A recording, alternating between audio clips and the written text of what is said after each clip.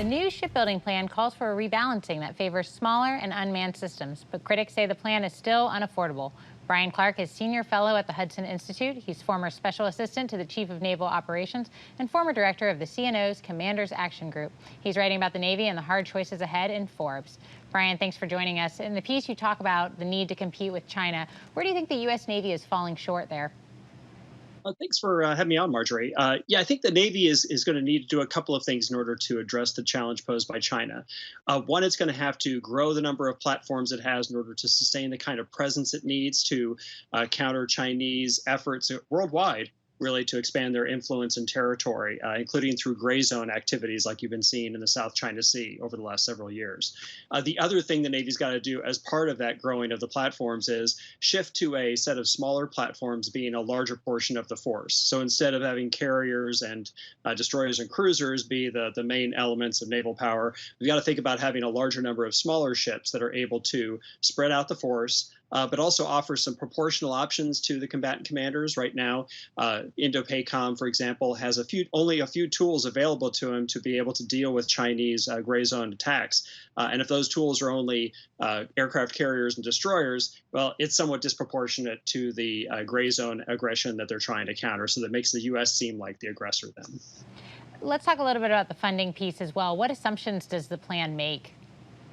Well, the plan that the Navy built assumes pretty heroic assumptions about the changing cost of the availability of funds for the cost of the Navy. So it assumes in some years that it's going to have 50% more for shipbuilding per year than it does today. It assumes it's going to have almost double more operations and support funding than it does today. So that plan is not affordable under any circumstances. But there's some themes in the shipbuilding plan that I hope don't get lost in the transition to the Biden administration. It does shift to this larger number of smaller platforms. It does rebalance the surface fleet away from kind of a destroyer-centric force like it is today to bring in some smaller ships like the new frigate and the new unmanned surface vessel, which I think could be evolved into a manned vessel that could perform some of the same functions. So there's some good things in the study that led to that shipbuilding plan. I hope those get carried over into a more affordable version, which is certainly possible. And at Hudson, we built one that was an affordable version of that same plan. You mentioned, of course, that the Biden administration is coming in. What's your early read on how the Biden administration will address this and what changes they might want to make?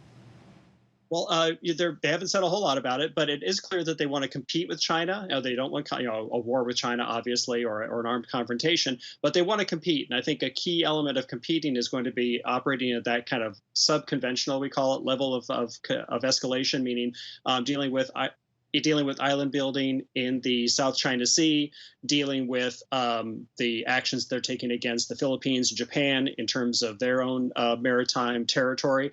So you need smaller ships to be able to allow that. And so the Navy's going to need those. And I think the Biden administration is going to be interested in those elements of the plan, even if they aren't interested in spending the kind of money that the Navy had originally proposed, because the Navy's trying to keep all their existing high-end platforms while also building these smaller ones. I think they're going to have to make some trades. And I think the Biden administration will probably be interested in making those trades.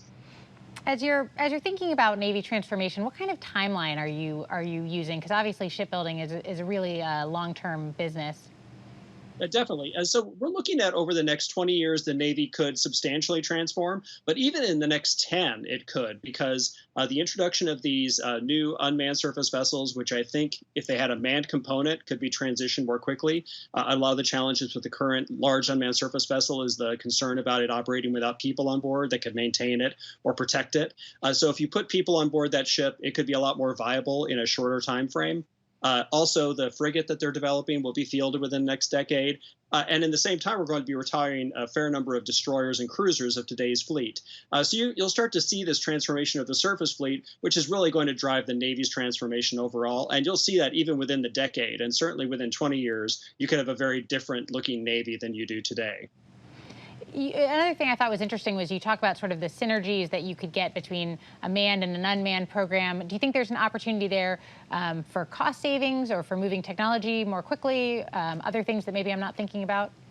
Absolutely. The Navy can shift to unmanned systems some of the tasks that are difficult to do with a manned platform in an affordable way. So if you're doing surveillance, you're monitoring an area, you're carrying around missiles even. If your job is just to drive around and carry stuff, well, then an unmanned platform might be a better option to do that with a much lower operating cost. So it could change the cost structure of the Navy to shift missions like anti-submarine warfare surveillance or ISR to unmanned surface vessels or air platforms that are just a lot cheaper on a flight hour or ship steaming day basis than the current platforms. And then you keep your manned ships to be able to do the things that manned ships are required to do, like command and control and make decisions on weapon launch.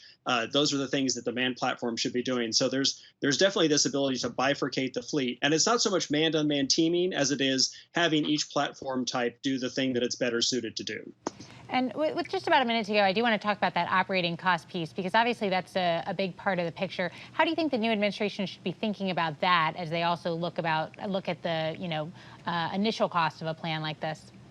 Right. I think operation support costs should be probably the key driver for future force structure planning, and that's true of the Navy as well as the Air Force, and maybe less so of the Army, because right now that is the thing that's chewing up most of the service's top line. So they're spending as much or more on operation and support than they are on the procurement of new platforms or the research and development of new ones. So unless you start designing platforms like airplanes and ships, and vehicles to be able to be cheaper in the long run to maintain and to operate, you're going to end up with a force that's going to continually have to cut procurement to pay for the maintenance of the existing fleet. So operations and support really needs to be a driver of our design in the future rather than something that just sort of follows after the fact.